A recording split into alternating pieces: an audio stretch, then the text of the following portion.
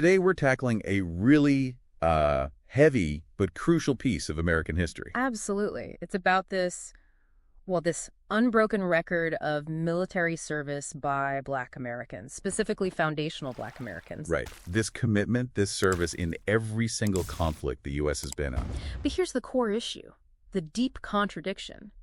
The very nation they fought for consistently denied them their basic rights. It's this constant tension, and I think you mentioned a term for it during World War II. Yeah, it really crystallized then. The dual battlefront, or the double V idea. Meaning victory over tyranny overseas, yes, but also victory over racism right here at home. Two fronts. And you said this paradox, this contradiction, it starts literally at the nation's founding. It does. You look at Crispus Attucks, 1770 Boston Massacre. Okay, the first martyr of the Revolution, right. Widely seen that way. His death was used, as propaganda to fuel the cause for independence. But there's a catch.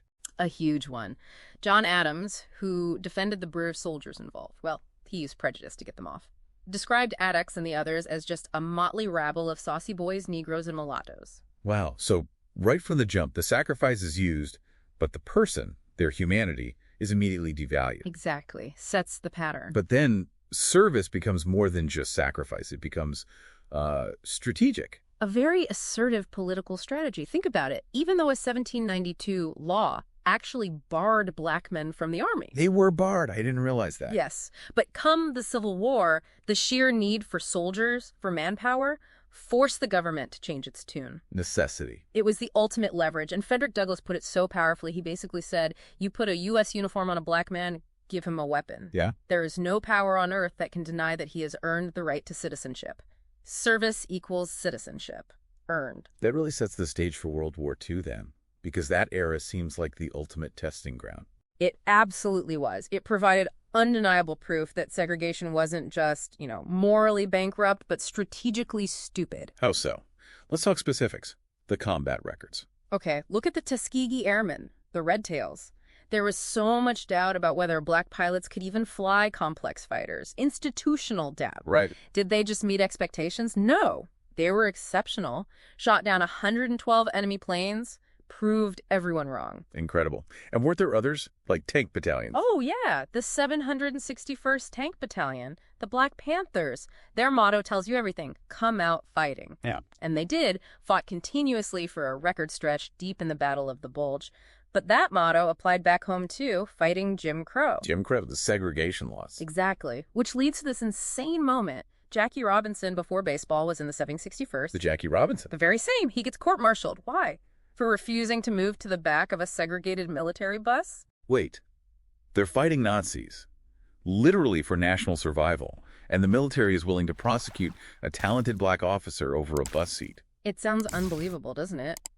But it happened. It shows you how deeply ingrained the racial hierarchy was. It trumped even military common sense. That level of institutional absurdity, I guess. Mm-hmm.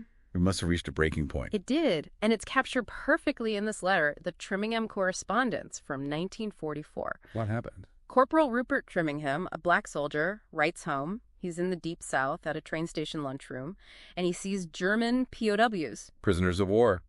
Nazis. Actual enemy combatants. He sees them being seated and served at tables inside the main dining area. Wow. While he and his fellow Black American soldiers wearing the U.S. uniform are told they can't eat there. They have to go around back, eat in the kitchen. That is just devastating, seeing the enemy treated with more dignity than loyal soldiers. It laid bare the entire hypocrisy. The military was prioritizing upholding Jim Crow over honoring its own Black servicemen, even with Nazis right there. So you have this proven excellence in combat, like the Tuskegee Airmen and the 761st, side by side with this kind of profound, soul-crushing insult. Precisely. And that combination, the undeniable skill and the undeniable injustice, it created this powerful moral and political pressure. Pressure that led to change. Directly.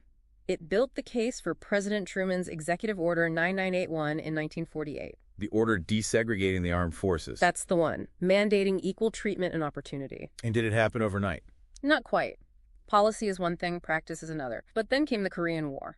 Ah, another crisis. More need for manpower. Exactly. Korea accelerated integration dramatically out of sheer necessity.